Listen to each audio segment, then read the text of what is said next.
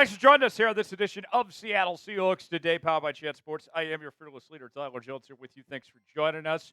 Earlier this week, we got the official release of the 2025 Seahawks schedule. In case you missed it, we'll go over that. But also, I will give you my official record prediction for every single game of the 2025 season for your Seattle Seahawks. We'll break that down for you coming up in just a matter of moments. Before we do, folks, football season's almost here. I was thinking today about how close we are. The anticipation is right there, my friends. I need every member of the 12s to get rowdy in that comment section as if you're in your seats at Lumen Field and spam 12 in the comments. I need to see at least 312s. And if we get at least 312s, then I'll give a shout out to whoever spams it the most on a future edition of today's show. If you can do that, we can make it happen. Spam 12, and we'll get started here on Seahawks Today.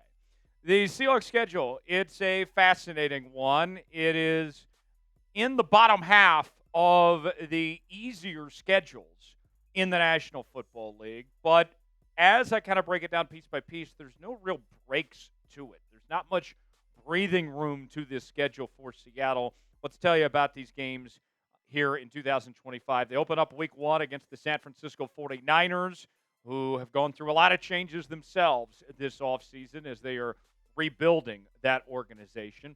Week 2, the Seahawks face a familiar foe in DK Metcalf and likely Aaron Rodgers on the other side at the quarterback position for the Pittsburgh Steelers in that matchup on the road for their first road game of the year. Week 3, they take on the New Orleans Saints. I'm not expecting a whole lot from the New Orleans Saints this year. Clint Kubiak going up against his former team that he served on staff with as the offensive coordinator a season ago. And then we have our first primetime matchup of 2025 as the Seahawks face the division rival Arizona Cardinals on Thursday Night Football. You move ahead to Week 5, Baker Mayfield and the Bucs, they come to town for what should be a very good contest between those two teams. The Bucs have constantly won that division and been a playoff team. I got some high hopes for the Bucs this season. I think they're going to be really good. Week 6, you travel all the way across country to Jacksonville to take on the Jacksonville Jaguars and Trevor Lawrence. Then Week 7, you return home for a Monday night contest against C.J. Stroud and the Houston Texans. And we got some new information on that, by the way. It's going to be a 7 o'clock Pacific time start. So it'll feel like a true primetime game like what we typically see the East Coast and Central Time teams get. So that'll be cool, but it's going to be on ESPN Plus, which isn't ideal. Then Week 8, you get a bye week, and that is followed up by Week 9, where Seattle will be facing the Washington Commanders and Jaden Daniels and company on Sunday Night Football. So you have a total of 4 primetime games this year. Week 10, you face the Cardinals again, this time at home, followed by a Week 11 matchup at the Los Angeles Rams. And then Week 12, they'll play at the Tennessee Titans. A trip to Nashville is always pretty good if you ask me. Week 13, Sam Darnold faces his former team, the Minnesota Vikings, at home. And then to wrap up the regular season, you'll travel to Atlanta to take on the Falcons, a home game against the Indianapolis Colts. Week 16, another matchup with the Los Angeles Rams, this time at home on Thursday Night Football. And then Week 17, you face the Carolina Panthers. And some new details there. That will be either a Saturday or Sunday contest. We'll find out as we get closer. And then Week 18, you play at the San Francisco 49ers. And that game as well will be either a Saturday or Sunday date to be announced later on. So before I give you my record prediction and break down every single game here on today's show, I want to hear from you guys. What is your official record prediction for the Seattle Seahawks in 2025? Wait in the comment section. Tell us what you think. Today's show is sponsored by the Hall of Fame app. Have you ever been one leg away from hitting a massive parlay, but it got ruined by an unlucky buzzer beater, maybe an unexpected strikeout or even a blocked field goal? We've all been there. I don't know about you, but I'm tired of throwing money at parlays that I have a good gut feeling about. That's where the HOF app has completely changed the game. The HOF app was founded by huge sports fans who just happened to be giant data nerds that graduated from Ivy League schools. The HOF app is going to give you a leg up on Vegas by using historical data, matchup grades, leg correlation tools, and player performance insights. I've won multiple parlays recently, which included the under on the Pacers-Cavs in Game 5. With a 4.9 rating in the App Store and over 6,000 five-star reviews, it's safe to say the HOF app has already helped a lot of people win smarter. For a limited time only, our listeners not only get a 7-day free trial, but they also get 50% off their first month when they use code CHAT at checkout. Just download the HOF app on iOS or Android, enter code CHAT, and you're all set. The link is in the comments and the description of today's video. Check HOF out today. You'll be glad you did. Now, it's prediction time here on Seahawks Today. Week 1 against the San Francisco 49ers. I know Seattle's already an underdog, 2.5 points to be exact, but I don't feel very good about this San Francisco 49ers team at all this season. Coming off a 6-win campaign, they moved on from Deebo Samuel, and Brandon Ayuk could potentially be next. Christian McCaffrey has dealt with some injuries. He doesn't look like the same player. They've lost some key pieces to their defense as well. I don't think San Francisco is going to be very good. With that said, that doesn't mean that this is an easy matchup by any stretch of the imagination. It should be a close, competitive game, but I expect Seattle to get a win Week 1 there against San Fran. Week 2, the Seahawks travel on the road for the first time as they take on the Pittsburgh Steelers, and I see that as a win as well for Seattle going up against Pittsburgh. I look at this Steelers team, and we don't even know their quarterback situation at this point. We assume that Aaron Rodgers is going to be the starting quarterback, but could it be Mason Rudolph potentially? I think DK is likely to have a good game that day, but that Steelers team has a lot of holes to deal with. There's no reason why Seattle can't be the better team that day. Week 3, you take out the New Orleans Saints. They might be the worst team in the entire NFL at this point. When you look at the New Orleans Saints, their quarterback situation is very uncertain. Tyler Shuck, I think, is probably the favorite to be the starter there, but there's not a ton of talent around him. They got a lot of holes. You should win that game at home.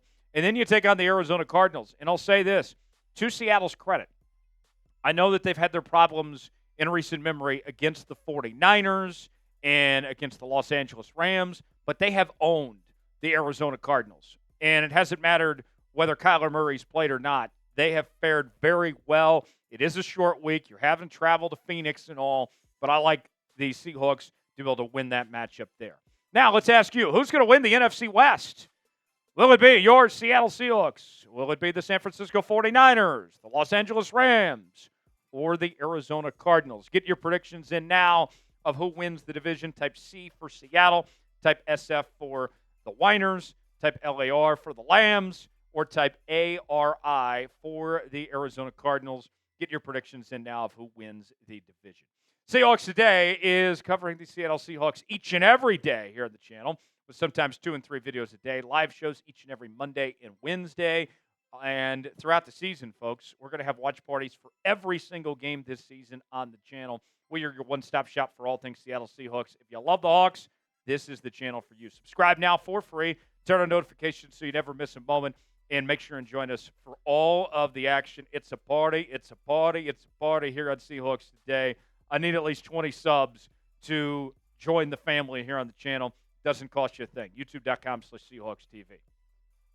Let's move ahead to Week 5. This is the first loss of the year that I see for Seattle, taking on the Tampa Bay Buccaneers.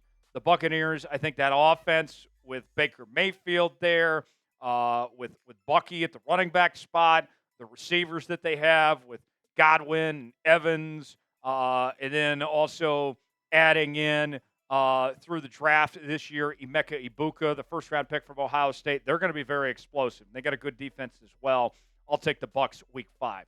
Week 6, Jags aren't very good. They got a decent quarterback in Trevor Lawrence. You bring in Travis Hunter, but the cupboards are pretty bare there. You do have, some other guys, but not much with that Jags team. You should be able to bounce back and win that game on the road. Week 7 against the Texans on Monday Night Football, I'll count that as a loss. C.J. Stroud, I think, is one of the best young quarterbacks in football. They got some real talent around him. They got some really good pass rushers that could give this Seahawks offensive line some problems when you're talking about Danielle Hunter and others there. I think that's a tough game, and I lean towards the Houston Texans of getting it done in that Week 7 matchup there.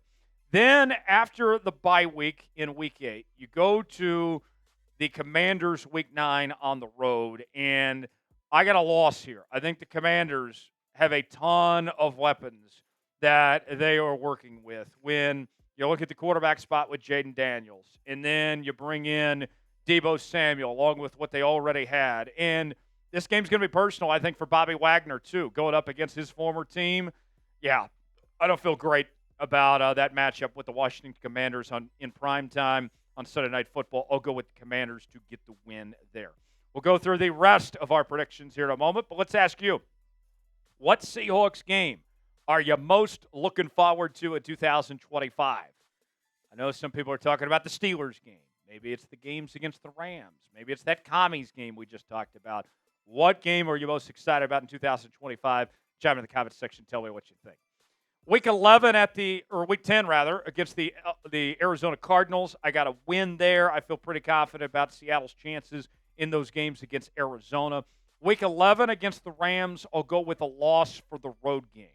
Last year they split the season series with Seattle winning the game at Los Angeles, but granted the Rams did not play their starters because they had already locked up the division in a playoff spot. Seattle lost the home game. I think they split this year, but I'll give the home game to the Rams this time. Week 12 at the Tennessee Titans. The Titans might be the worst team in all of football. Cam Ward doesn't have much to work with on that squad. You do face Tyler Lockett, so that'll be interesting to see what that's like. Too bad Tyler Lockett's not coming home for that game, but I'll go with a win there against Tennessee. Week 13 against the Minnesota Vikings, I'll go with a loss against Minnesota. J.J. McCarthy, I think, is going to impress and do a really good job this season. I love what Justin Jefferson does, along with Jordan Addison, those offensive weapons that they have, T.J. Hawkinson, and a pretty good defense as well. I'll go with the Minnesota Vikings to win that game there. Meanwhile, Week 14, there's always a game with this Seahawks team. People get mad when I say this, but it's the truth, folks. There is always a game every single year that Seattle is supposed to win, but they don't. And last year, it was the game against the Giants. And we could have been talking about a whole different season had they beat the New York Football Giants. And there was no excuse for them of why they should have lost that game. This year, I think that game is against the Atlanta Falcons. Atlanta's got a ton of talent. They're at home. It's coming off a tough week against the Minnesota Vikings. Penix impressed me when he took over as the starting quarterback last year. Good run game with Bijan Robinson. Good receiver talent with Drake London and Kyle Pitts and company there. I'll go with the Falcons to win that one there. Who will be the best player on the Seattle Seahawks this season? Who will be the team MVP? Is it Sam Darnold, JSN, Leonard Williams, Ernest Jones, Devin Witherspoon? Who is going to be the most valuable player on the Seattle Seahawks in 2025? Weigh in the comments section and let us know. Week 15, you take on the Indianapolis Colts. I do not think the Colts are very good at all. Anthony Richardson is not that guy. He's not that guy, folks. And there's not much to work with there. And I have some doubts about that coaching staff there in Indianapolis as well. You should be able to win that. Then the rematch with the Rams, this time at home. I think Seattle gets that one, and they split the season series at home on a short week. Quick turnaround for the Rams to travel like that. I think Seattle gets it done in a game that could have playoff implications. It could determine who wins the division and who makes the playoffs. It is a crucial game there, Week 16, going up against the LA Rams there. Then Week 17 against the Carolina Panthers. I don't care if it's Bryce Young or whoever it may be. The Panthers are a bad football team. I think that's a win. And then the Niners. I think the Niners are out of contention by this point. They could be in tank mode, kind of like the Panthers in that same sense. I'll go with a win. So even though this season's got peaks and valleys, I have Seattle finishing the year on a 4-game win streak and ending the season 11-6. 11-6 puts you squarely in the playoffs. Is it good enough to win the division? We'll see. It should be very close. But 11-6, I think we would be thrilled if Seattle pulled off an 11-6 campaign, and you're right there in the thick of things, competing with the best of the best in the NFC. I would be just so ecstatic if they go 11-6 this year. What will be the Seahawks record in 2025? I say 11-6. I did not predict any ties either, by the way, because I'm not a communist. What is your prediction? Tell us in the comment section below. For more Seahawks coverage, give me a follow on X at Tyler Jones Live. I'm Tyler Jones. Thanks for joining us. We'll see you next time.